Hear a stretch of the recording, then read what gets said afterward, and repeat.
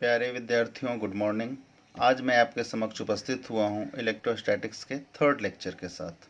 आज का डिस्कशन हम लोग स्टार्ट करेंगे कूलम्ब्स लॉ के साथ। So first of all, what is Coulomb's law? Coulomb's law है क्या? तो कूलम्ब्स लॉ ये बताता है कि कोई भी दो पॉइंट चार्ज पार्टिकल्स के बीच किस तरह का फोर्स होगा, फोर्स ऑफ इंटरेक्शन क्या होगा, अट्रैक्शन या रिपल्सन क्या होगा, किस तरह से होगा। दो चार्ज पार्टिकल एक दूसरे को कब अट्रैक्ट करेंगे, कब रिपेल करेंगे, अट्रैक्शन या रिपल्सन जो होगा तो उनका क्या मैग्नीट्यूड होगा, किस डायरेक्शन में फोर्स लगेगा, कौन सा फोर्स बोलेंगे उनको, ये सारी चर्चाएं हम लोग करेंगे।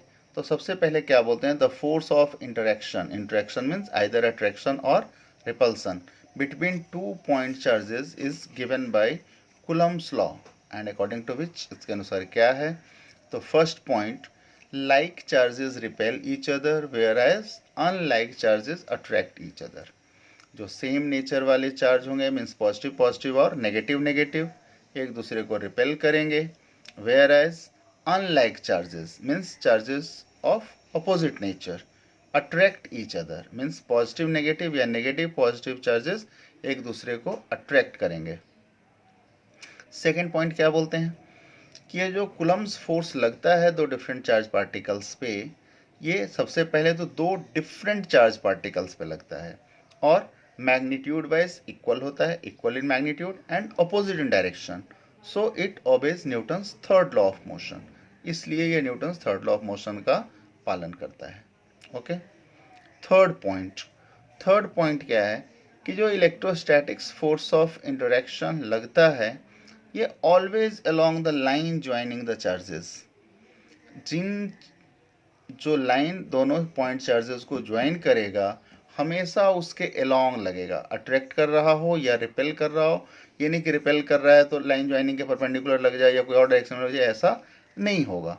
Always along the line joining the charges, या तो अट्रैक्शन हो या रिपल्सन हो, इसीलिए इसे सेंट्रल फोर्स भी बोलते हैं। So it is known as the central force. और हम लोग क्या बोलेंगे नेक्स्ट पॉइंट कि जो फोर्स ऑफ इंटरेक्शन होगा, जो फोर्स ऑफ इंटरेक्शन होगा उसका मैग्नीट्यूड क्या होगा। तो जो मैग्नीट्यूड होगा फोर्स ऑफ इंटरेक्शन का वो डायरेक्टली प्रोपोर्शनल होता है product of magnitude of the charges.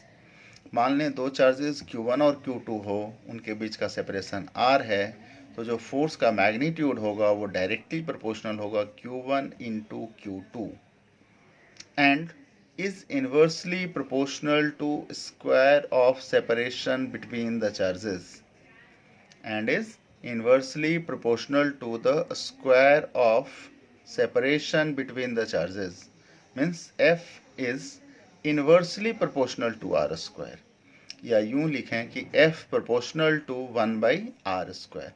और अगर इन दोनों रिलेशन को कौन कौन से को, पहला F proportional to Q1 into Q2 और दूसरा F proportional to 1 by R square, इन दोनों को अगर कंबाइन करें तो आ जाएगा F proportional to Q1 Q2 upon R square। अगर यहाँ से हम प्रोपोर्शन साइन हटाते हैं तो एक कांस्टेंट आता है जिसे बोलते हैं प्रोपोर्शनलिटी कांस्टेंट, और इसे K से डिनोट करते हैं। तो जो हमारा रिलेशन आ जाएगा F is equal to K Q1 Q2 upon R square. F is equal to K Q1 Q2 upon R square, जहाँ K क्या है, प्रोपोर्शनलिटी कांस्टेंट है। K का मान क्या होता है, 1 by 4 pi epsilon. The value of K is 1 by 4 pi epsilon, जहाँ एप्सिलॉन क्या है, permittivity of the medium. Epsilon is known as the permittivity of the medium. अब अगर फ्री स्पेस हो, फ्री स्पेस बोलें या वैक्यूम बोलें या कई बार एयर भी बोल लेते हैं, एयर को भी हम फ्री स्पेस या वैक्यूम की तरह ही ट्रीट करेंगे। तो फ्री स्पेस हो, वैक्यूम हो या एयर हो, तो इस केस में जो K का मान होगा 1 by 4 pi एप्सिलॉन नॉट होगा। K is equal to 1 by 4 pi epsilon naught, जहाँ एप्सिलॉन नॉट क्या है, epsilon naught is the permittivity of the free space. Epsilon naught is the permittivity of the free space, और epsilon naught का value होता है 8.85 into 10 to the power -12 coulomb square पर newton metre square. The value of epsilon naught is 8.85 into 10 to the power minus 12 coulomb square पर newton metre square.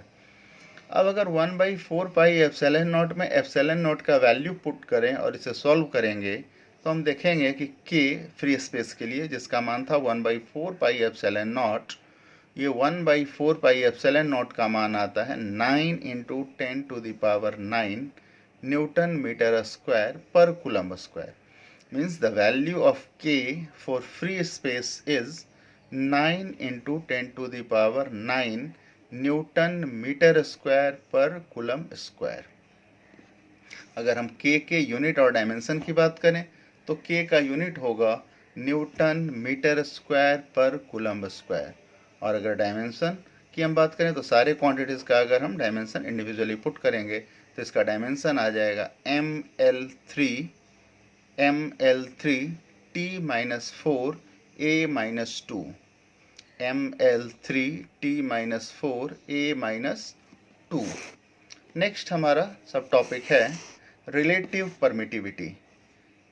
Sorry, उससे पहले हम लोग चर्चा करना था परमिटिविटी ऑफ मीडियम पे। परमिटिविटी ऑफ मीडियम एप्सिलॉन से डिनोट करते हैं, परमिटिविटी ऑफ मीडियम एप्सिलॉन से डिनोट करते हैं। इसको कैसे डिफाइन करेंगे? ये किसी भी मीडियम का नेचर होता है जिसकी वजह से दो पॉइंट चार्जेस के बीच का फोर्स ऑफ इंटरेक्शन चेंज होता है, या यूँ बोलें अल्टर होता है। दो पॉइंट चार्जेस के बीच के फोर्स ऑफ इंटरेक्शन में अल्टरेशन आता है या चेंज आता है, जिस वजह से वो मीडियम के नेचर की वजह से आता है, और इसी प्रॉपर्टी को बोलते हैं permittivity of the medium. So कैसे डिफाइन करेंगे? It is defined as the nature of the medium by virtue of which the force of interaction between the 2 point charges gets altered or changed। इसको denote हम लोग करते हैं epsilon से। It is denoted by epsilon, symbol लिख के दिखा दिया हूँ, it is denoted by epsilon. Next जो हमारा टॉपिक है रिलेटिव परमिटिविटी एप्सिलॉन आर से डिनोट करेंगे, या इसी को हम लोग बोलते हैं डाई इलेक्ट्रिक कॉन्स्टेंट। इसी को क्या बोलेंगे? डाई इलेक्ट्रिक कांस्टेंट, स्मॉल के से डिनोट करेंगे। और ये कैसे डिफाइन होता है? ये डिफाइन होता है कि it is defined as the ratio of permittivity of the medium to the permittivity of the free space. Means epsilon R और k is equal to epsilon upon epsilon not. Epsilon R या k को हम लोग define करेंगे ratio किसका? Epsilon upon epsilon not, permittivity of the medium to the permittivity of free space. तो हम लोग लिख सकते हैं एप्सिलॉन आर या k is equal to epsilon upon epsilon naught. अगर एप्सिलॉन नॉट दूसरे साइड ले जाएंगे तो epsilon is equal to epsilon R into epsilon naught, या epsilon is equal to k times epsilon naught. अब अगर हम फोर्स की बात करें, अगर हम फोर्स देखें फ्री स्पेस के लिए, वैक्यूम के लिए, तो क्या हो जाएगा? अगर इस केस में हम लोग दो चार्जेस जो कि Q1 Q2 हैं, दो चार्जेस जिनका मैग्नीट्यूड Q1 एंड Q2 हैं और R सेपरेशन पे सेपरेटेड हैं, अगर मैं इनके लिए फोर्स का मैग्नीट्यूड लिखूं और उसे F0 से डिनोट करूं तो F0 बराबर हो जाएगा 1/4 pi epsilon not Q1 Q2 upon R square. अब ये सेम चार्जेस, इसको मैं इक्वेशन 1 बोल देता हूँ। अब ये सेम चार्जेस सेम सेपरेशन पे किसी दूसरे मीडियम में रखा जाए, ऐसे मीडियम में जिसका रिलेटिव परमिटिविटी या डाइलेक्ट्रिक कांस्टेंट दिया गया हो। रिलेटिव परमिटिविटी एप्सिलॉन आर हो या डाइलेक्ट्रिक कांस्टेंट k हो, तो क्या हो जाएगा फोर्स का मान? अब मैं अगर इसे f से डिनोट करूं तो f का मान आ जाएगा 1/4 pi epsilon into Q1 Q2 by R square. अगर मैं एप्सिलॉन का मान पुट करूं तो epsilon R into epsilon naught, means f आ जाएगा 1/4 pi epsilon naught into epsilon R Q1 Q2 by R square. इसको हम लोग बोलते हैं इक्वेशन नंबर 2। अगर हम लोग इक्वेशन 1 को 2 से डिवाइड करें तो हम लोग पाएंगे कि F0 बटा F बराबर जो आया वो सारे टर्म्स कैंसिल आउट हो जाएंगे, केवल बच के आ जाएगा एप्सिलॉन आर दूसरे साइड पे। तो दूसरे साइड पे क्या बच जाएगा? एप्सिलॉन आर, सारा टर्म कैंसिल आउट हो जाएगा। Means F0 upon F is equal to epsilon R, या हम इसे ऐसे भी लिख सकते हैं कि epsilon R is equal to F0 upon F। इसे थर्ड इक्वेशन बोल देते हैं। और इसके टर्म में अगर डिफाइन करें इसी इक्वेशन से हम लोग, तो क्या लिख सकते हैं कि relative permittivity or the dielectric constant may also be defined as the force of interaction between the two charges when they are placed at the same separation in the vacuum and in the medium. मतलब कि epsilon are को ऐसे भी define कर सकते कि दो charges को अगर हम सेम डिस्टेंस पे दो सेम पॉइंट चार्जेस को सेम डिस्टेंस पे अगर हम फ्री स्पेस में रखें और किसी मीडियम में रखें, तो उनके बीच का जो फोर्स ऑफ इंटरेक्शन होगा उसी के मैग्नीट्यूड के रेशियो को हम लोग क्या बोल सकते हैं, रिलेटिव परमिटिविटी या डाइलेक्ट्रिक कांस्टेंट। अगर इसी एक्सप्रेशन से हम लोग और प्रोसीड करें तो epsilon R is equal to F naught upon F, या हम लिख सकते हैं कि F is equal to F naught upon epsilon R. तो हम ऐसे भी बोल सकते हैं कि अगर किसी भी दो पॉइंट चार्ज पार्टिकल को, अगर किसी दो पॉइंट चार्ज पार्टिकल्स को सेम सेपरेशन में अगर मीडियम में रखा जाए, पहले अगर फ्री स्पेस में रखें, अब अगर मीडियम में उसे प्लेस कर दिया जाए, तो जो फोर्स ऑफ इंटरेक्शन था वो एप्सिलॉन आर टाइम्स घट जाएगा, एप्सिलॉन आर टाइम्स रिड्यूस हो जाएगा। Means epsilon is equal to F is equal to हो जाएगा F naught upon epsilon R या एफ नॉट अपॉन के। और जो एप्सिलॉन आर रिलेटिव परमिटिविटी का जो वैल्यू होगा वो होता है 1। Epsilon R is equal to 1 for free space, इसका वैल्यू होता है 6 फॉर ग्लास और माइका, और इसका वैल्यू होता है 81, its value is 81 for water. जबकि एप्सिलॉन आर का वैल्यू हो जाता है almost infinity, means epsilon R tends to infinity for conducting material और कंडक्टर और मेटल्स। अब हम चर्चा करते हैं unit and dimension of epsilon naught. Unit and dimension of epsilon not. Epsilon naught का यूनिट क्या होता है? एप्सिलॉन नॉट का यूनिट होगा कूलम्ब स्क्वायर पर newton metre square, coulomb square पर न्यूटन मीटर स्क्वायर। के का जस्ट उल्टा हो जाएगा, के का जस्ट रेसिप्रोकल हो जाएगा। और अगर हम डायमेंशन की भी बात करें तो डायमेंशन हो जाएगा m-1 L-3 T4 A2। Dimension भी एप्सिलॉन नॉट का के जस्ट रेसिप्रोकल हो जाएगा, m-1 L-3 T4 A2। एक छोटा सा सवाल हम लोग देखें, calculate the force of interaction between the two charges. Calculate the force of interaction between the two charges 2 microcoulomb and 4 microcoulomb when placed in air 20 meter apart। Air में रखा गया है, 20 मीटर की दूरी पे रखा गया है। तो जैसा कि हमें फॉर्मूला पता है F is equal to K Q1 Q2 upon R square, F equal to K Q1 Q2 upon R square. के का मान हमें पता है, चूंकि एयर में रखा गया है इसलिए 9 into 10 to the power 9। Q1 का मान दिया गया है 2 microcoulomb, means 2 into 10⁻6 coulomb. Q2 is 4 microcoulomb, means 4 into 10⁻6 coulomb. R का वैल्यू है 20 मीटर, तो हम लोग पुट कर देंगे R का वैल्यू, R स्क्वायर हो जाएगा, 20 मीटर का स्क्वायर हो जाएगा डिनोमिनेटर में। और ये सारे वैल्यू को पुट करके सॉल्व करेंगे तो फोर्स का मान आ जाएगा 1.8 into 10 to the power -4 newton. पहले ट्राई कर लें, फिर बाद में सॉल्यूशन समझ लें। खुद से पहले ट्राई करें। Next question. Calculate the force of interaction between the point charges. Calculate the force of interaction between the point charges 5 microcoulomb and 9 microcoulomb. 5 microcoulomb and 9 microcoulomb when they are placed in water 5 meter apart. When they are placed in water 5 meter apart. And the value of epsilon r means relative permittivity for water is 81। तो पहले try कर लें, फिर solution समझें। क्या करेंगे, फिर से हमें फॉर्मूला पता है F is equal to K Q1 Q2 upon R square. के का मान क्या हो जाएगा, मीडियम है तो 1/4 pi epsilon naught into epsilon R. अब 1/4 पाई एप्सिलॉन नॉट का मान हमें पता है 9 इंटू 10⁻9। एप्सिलॉन आर का मान दिया गया है वाटर के लिए 81।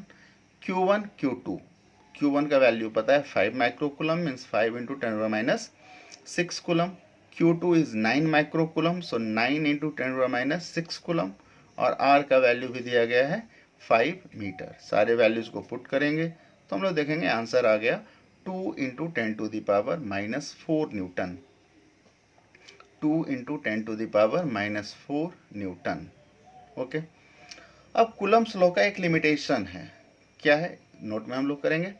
क्या है कि कूलम्ब्स लॉ केवल वैलिड होता है पॉइंट चार्जेस के लिए, ये कॉन्टिन्यूअस डिस्ट्रीब्यूशन ऑफ चार्जेस के लिए वैलिड नहीं होता है। तो इसके लिए हम लोग करेंगे क्या, सबसे पहले मान लें एक पॉइंट चार्ज हो और दूसरा कॉन्टिन्यूअसली डिस्ट्रीब्यूटेड चार्ज हो। तो कॉन्टिन्यूअसली डिस्ट्रीब्यूटेड चार्ज पे हम एक छोटा सा एलिमेंट लेते हैं और उस एलिमेंट पे एलिमेंटल चार्ज कैलकुलेट करते हैं, और फिर क्या करेंगे, वो जो एलिमेंटल चार्ज हो गया वो पॉइंट चार्ज की तरह बिहेव करेगा, पॉइंट चार्ज की तरह हो गया। तो गिवन पॉइंट चार्ज और एलिमेंटल पॉइंट चार्ज के बीच हम फोर्स ऑफ इंटरेक्शन निकालेंगे, और जो फोर्स ऑफ इंटरेक्शन होगा वो एलिमेंटल वैल्यू होगा, और उसी को अगर हम with in proper limit integrate कर दें तो नेट फोर्स आ जाएगा।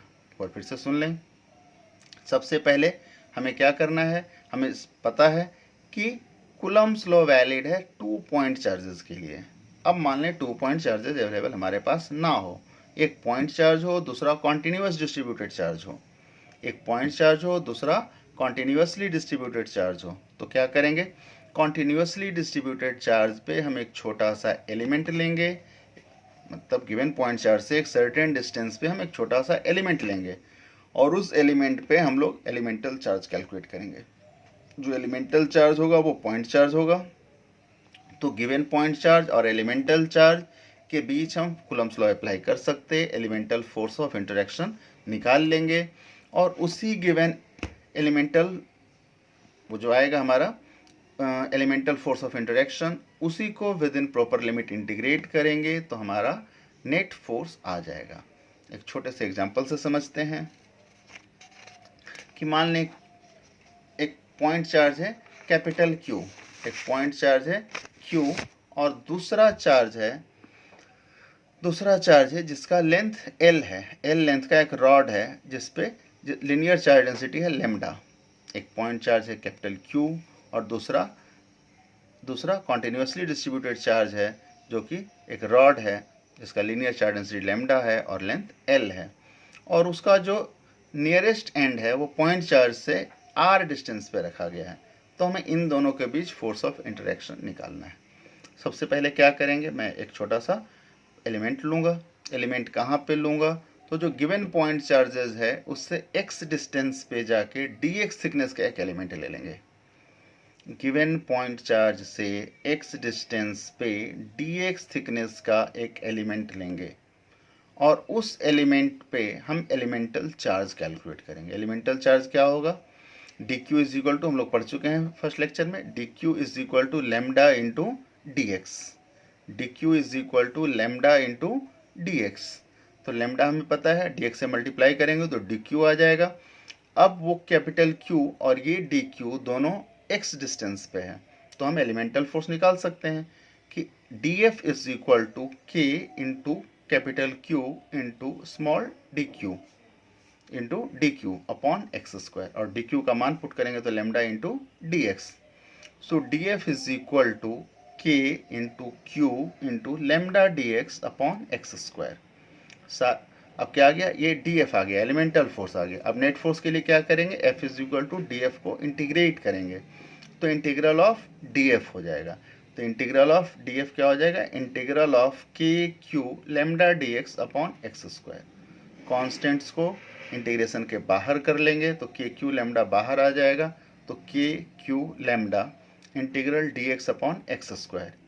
नीचे एक्स स्क्वायर है डिनोमिनेटर में, तो इसको ऊपर ले जाएंगे तो x का पावर -2, तो k q lambda into integral x to the power -2 dx। और x कहाँ से कहाँ वेरी करेगा, x का जो मिनिमम वैल्यू होगा वो r पे होगा, और मैक्सिमम जो x का वैल्यू होगा वो r प्लस l होगा। तो x का लोअर लिमिट r और upper limit r plus l, और x to the power -2 dx का इंटीग्रेशन हमें पता है कि x टू द पावर -2 + 1 अपॉन -2 + 1 हो जाएगा, और इसको सॉल्व करेंगे तो आ जाएगा -1 अपॉन x, और लिमिट पुट करेंगे कहाँ से कहाँ, from r to r plus l। तो लिमिट अगर पुट करेंगे, पहले अपर लिमिट फिर माइनस करके लोअर लिमिट, तो हम लोग देखेंगे कि इसका वैल्यू आ गया नेट फोर्स F का K Q lambda into 1/r minus 1/r plus L. F is equal to K Q lambda into 1/r minus 1/r plus L. Okay, तो यहाँ तक अच्छे से प्रिपेयर करें। कोई भी डाउट हो तो मेरे नंबर पे डायरेक्ट कांटेक्ट करें, या तो व्हाट्सएप करें या कॉल करें या कमेंट में क्वेश्चन पूछ सकते हैं, जैसे भी आपको कंफर्टेबल हो। डाउट डायरेक्टली पूछें। अगर मेरा नंबर नहीं है आपके पास तो नोट कर लें, 9102039813। फिर से नोट कर लें, 9102039813।